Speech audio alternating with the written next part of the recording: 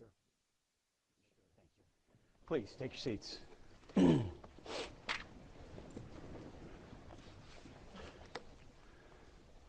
Well, members of Congress, Deputy Secretary Feinberg, this would not happen without you, without him, without what he's led. Today's not possible, and the reforms you're going to hear about today are not possible. Mr. Chairman, members of the Joint Chiefs, secretaries of our military departments, Undersecretary Duffy as well. Without what has happened at A&S, this is not possible either. Acquisition professionals, corporate leaders, distinguished officials from the Department of War, defense industry officials, good afternoon and welcome. A lot of you came a long way for this, and we are grateful that you took the time to be here with us right now. We think this topic is that important for the future of our nation. Today, I'd like to talk to you about an adversary that poses a threat, a very serious threat, to the United States of America. This adversary is one of the world's last bastions of central planning. It governs by dictating in 5-year plans. From a single capital, it attempts to impose its demands across time zones, continents, oceans, and beyond. With brutal consistency, it stifles free thought and crushes new ideas. It disrupts the defense of the United States and places the lives of our men and women in uniform at risk. Perhaps this sounds like the former Soviet Union, but that enemy is long gone. The foe I'm talking about is more subtle and implacable. You may think I'm describing one of the last decrepit dictators of the world, but their day too is almost certainly past. And they cannot match the size and strength of this adversary, nor am I talking about the Chinese Communist Party. The adversary I'm talking about is much closer to home. It's the Pentagon bureaucracy. Not the people, but the process. Not the civilians, but the system. Not the men and women in uniform, but the uniformity of thought and action that is too often imposed on them. In the Pentagon, despite this era of scarce resources taxed by mounting threats, money disappears into duplicative duties and bloated bureaucracy, not because of greed, but because of gridlock. Innovation is stifled, not by ill intent, but by institutional inertia. Just as we must transform America's military capability to meet changing threats, we must transform the way department works and what it works on. We must build a department where each of the dedicated people here, especially the true entrepreneurs and innovators from our industrial base, can apply their immense talents to defend America, where they have the resources, access, information, and freedom to perform. Our challenge is to transform not just the way we deter and defend, but the way we conduct our daily business. The modernization of the Department of Defense is a matter of immense urgency. In fact, it's not an exaggeration to say that it's a matter of life and death, ultimately, of every American. Now, I'm going to let you in on a little secret. The speech so far is not my own. Those words are practically verbatim from a speech given by Secretary of Defense Donald Rumsfeld on September 10th, 2001. A near carbon copy 24 years later.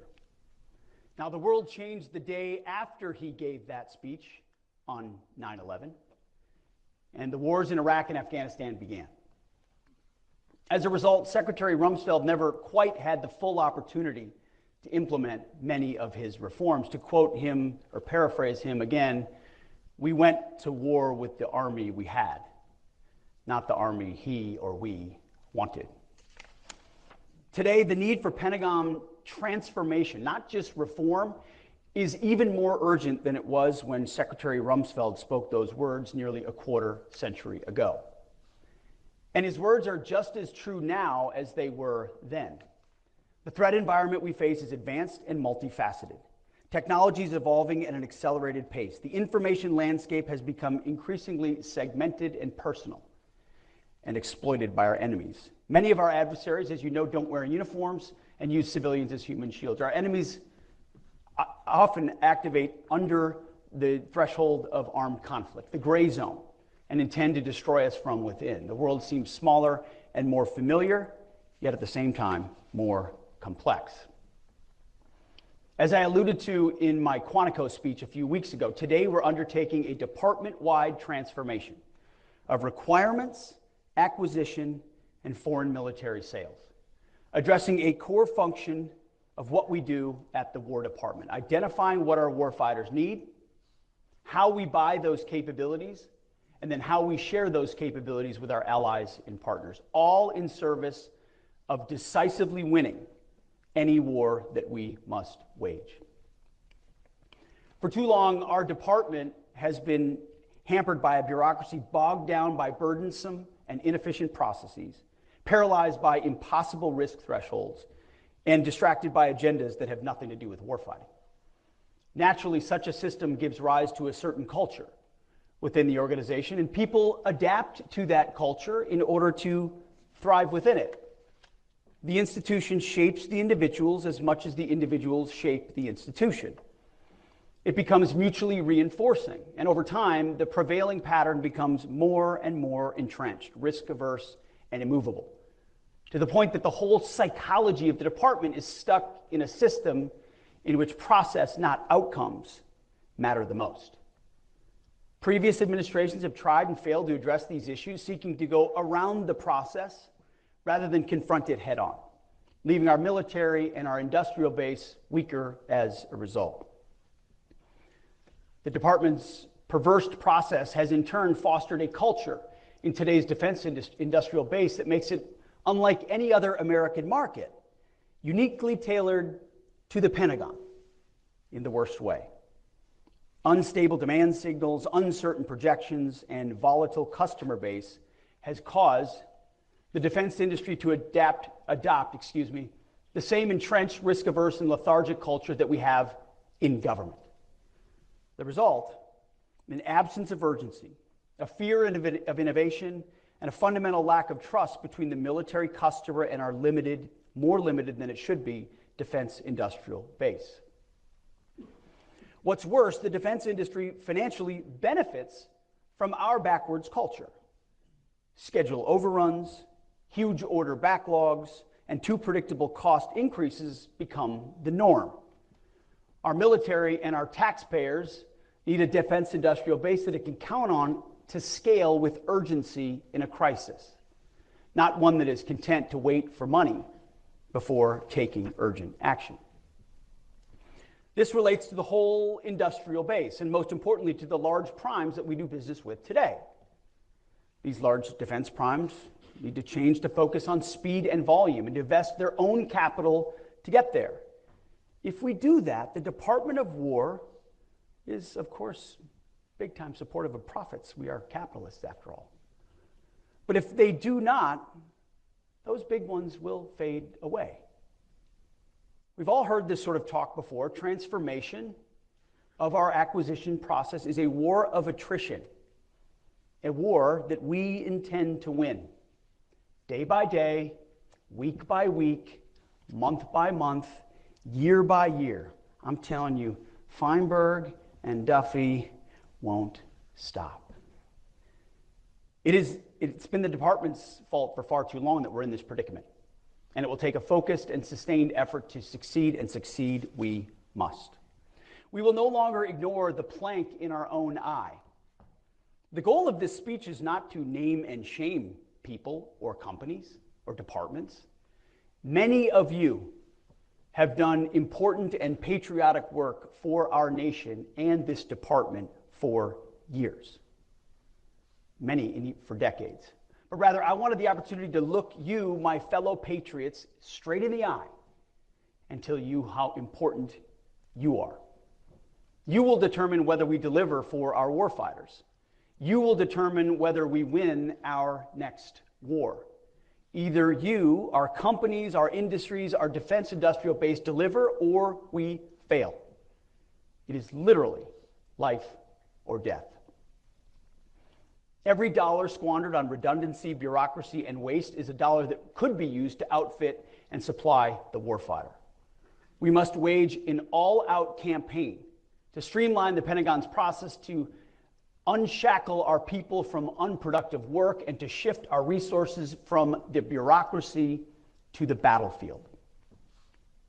Our objective is simple: transform the entire acquisition system to operate on a wartime footing, to rapidly accelerate the fielding of capabilities and focus on results. Our objective is to rebuild the arsenal of freedom. American industry and its innovative spirit are begging to be unleashed to solve our most complex and dangerous warfighting problems. We need to get out of our own way, out of your way, and enter into real partnership with you, rather than overprescribe and decelerate your natural progress.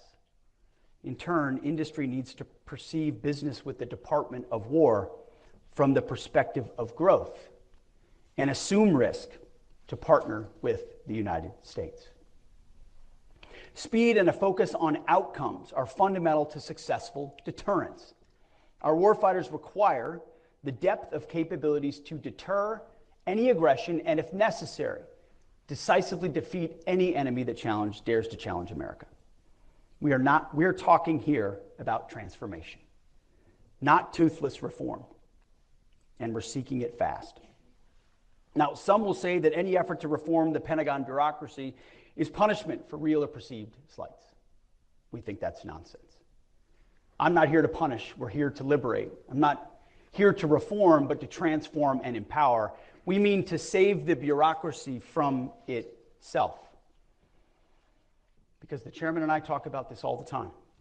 This is a 1939 moment, or hopefully a 1981 moment.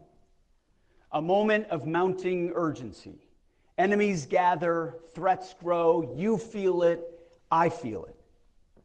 If we are going to prevent and avoid war, which is what we all want, we must prepare now. Our adversaries are not sitting idly by, they're moving fast.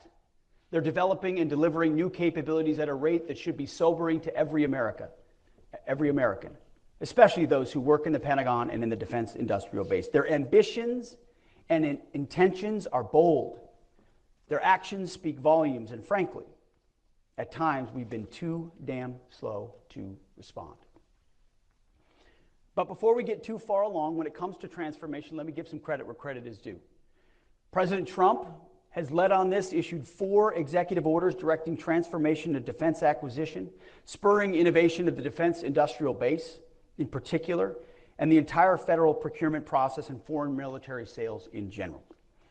That's because the president recognizes one simple fact: America's military is the greatest in the world by far, and we must keep it that way. Our commander-in-chief is leading the way, affording us, this is what is so key in any effort like this, affording us the top cover to do big, hard, and necessary things quickly. Members of the House and Senate Armed Services Committee, on a bipartisan basis, have advanced proposals to reform Pentagon procurement through the SPEED Act and the Forged Act. Through their close collaboration and extensive exchanges with Congress, much of what we are planning and announcing directly reflects the insights and reform ideas that have emerged from those ongoing partnerships. Many of the changes we're implementing today are the direct result of those congressional engagements, and we look forward to continuing this vital collaboration as we transform the department. So I want to thank Chairman Wicker and Chairman Rogers, especially for their leadership on these issues. Together, these executive orders, the congressional reforms, and the efforts by the services and department leadership, many of which are already underway, will enable 5 broad transformations. 1, inspire American industry to become a wartime industrial base that focuses on speed and volume through reliable demand and adaptable business practices for current partners and new entrants alike. 2, unleash the defense, industrial, and government workforces by incentivizing progress over process. 3, bias new acquisition and requirements processes for speed, flexibility, and efficiency. And 4, championing technical excellence and higher risk thresholds to accelerate high performance production. And 5, provoke war speed or warp speed by procuring rapidly and sustaining readily, cost effectively as the default, not the exceptions. So in short, those are broad principles. We mean to increase acquisition risk in order to decrease operational risk. Let me say that again. We mean to increase acquisition risk in order to decrease operational risk. By taking greater calculated risk in how we build, buy, and maintain our systems, we will gain speed to more quickly provide capabilities to the battlefield. An 85% solution in the hands of our armed forces today is infinitely better than an unachievable 100% solution, endlessly undergoing testing or awaiting additional technological development. These are of no use to troops in harm's way. So to the men and women of this department, both military and civilian, who work on acquisition, and our industry partners, let me say this: you are not our enemies in this effort, but you are our allies. You are Obi-Wan Kenobi. You are our only hope. I hear the frustrations of the senseless bureaucracy, the constraints. I hear it every day. You know there is waste. You know there is abuse. You know there are outdated, useless, and silly regulations that squander taxpayer money. You also have ideas to help us defend the United States better, to reform our processes for the better, to make our processes more responsive to the needs of the warfighter. As we move forward, we need your help, and your help as we transform this effort. As I said at Quantico, consider yourself hereby liberated. In transforming the acquisitions process within the Pentagon, we will build on the tenets of restoring the warrior ethos, rebuilding the military, and reestablishing deterrence. We cannot achieve the last two without infusing the first throughout the acquisitions ecosystem, including the boardrooms, the labs, and the factories of our indispensable industry partners. The first step in achieving the warrior ethos, as I emphasized at Quantico, requires that we expect the same from our partners. It's imperative that industry focus on hiring and promoting individuals based on merit and not on some garbage ideological standard. DEI has failed at every level of every organization. In our system of acquisition, we all serve the men and women in uniform and are accountable to the American taxpayer, but we all have a specific role. The Pentagon establishes expectations and outcomes and accountability. Industry provides the talent, the innovation, and the agility, and the capacity that allows us to meet our goals. As with our warriors, the performance standards that industry needs to meet must be high and unwavering. Tolerance for underperformance and failure, low. And the imperative for continuous improvement, relentless. To achieve these goals, it's paramount that human capital decisions across the entire warfighting acquisitions enterprise are predicated upon merit and optimally enable the recruitment, retention, and mobility of our nation's best talent. Just as I told the uniform ranks, personnel is policy, so too in acquisition. Human capital decisions focused on hiring, promoting, rewarding, and accountability will directly determine the success of acquisitions reform. And more importantly, whether or not we save our republic. That's how important it is.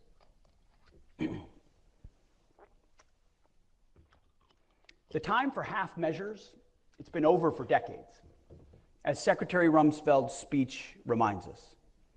We're taking bold and swift action to transform requirements development, overhaul our acquisitions process, and enhance foreign military sales. But we're not just doing this in silos.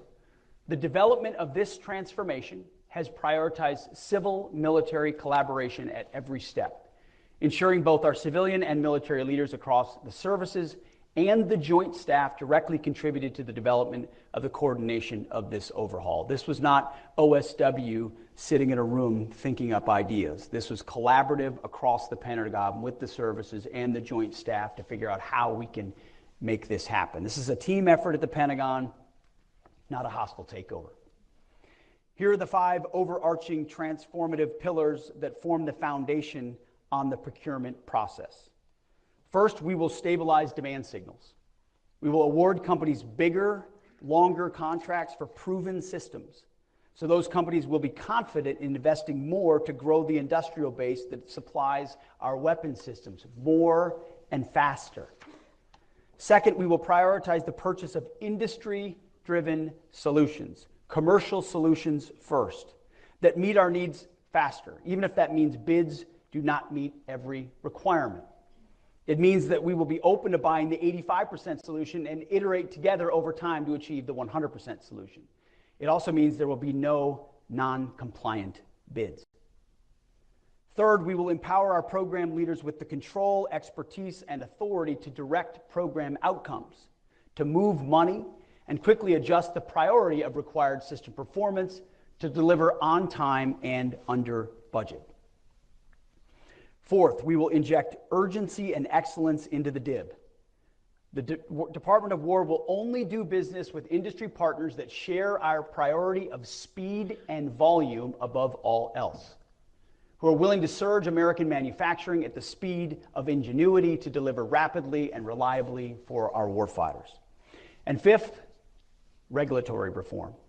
We will remove excessive and burdensome FAR and DFARS rules, reporting requirements, accounting standards, excessive testing oversight, excessively long studies and analysis. Anything that unnecessarily slows down government contracts will be eliminated. So the bottom line is this. These changes will move us from the current prime contractor-dominated system defined by limited competition, vendor lock, cost-plus contracts, stressed budgets, and frustrating protests to a future powered by a dynamic vendor space that accelerates production by combining investment at a commercial pace with the uniquely American ability to scale quickly. Taken together, we will rebuild the defense industrial base into a new arsenal of freedom. What we're doing today marks a new horizon for how we acquire and deliver warfighting capabilities. We are prioritizing speed, flexibility, competition, and calculated risk-taking. We will buy commercial solutions to the maximum extent possible, practicable, and will ensure our systems can produce at scale and relentlessly focus on delivering modern lethal weapons to our warfighters. End of story. To fix this entire process, we need to fix the heart of it all, which is requirements.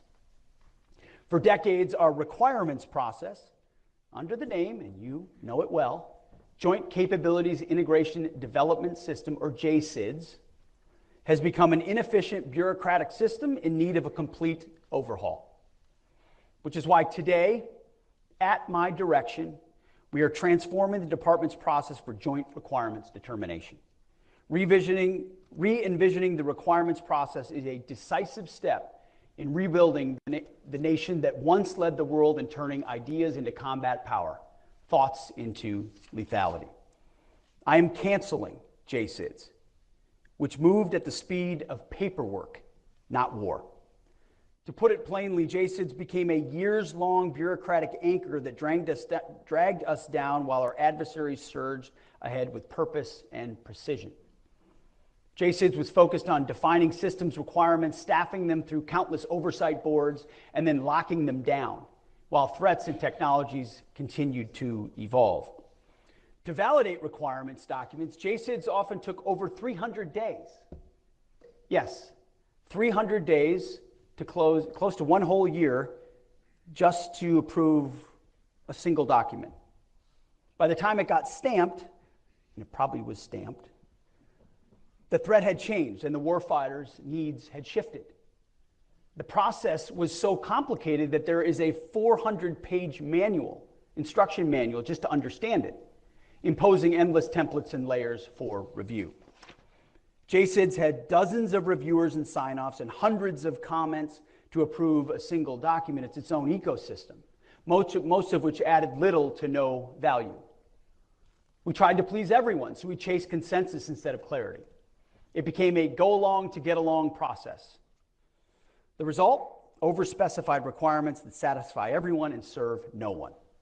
A process built to serve the process. Our industry partners know the biggest obstacle isn't technology, it's our processes. Requirements are unclear.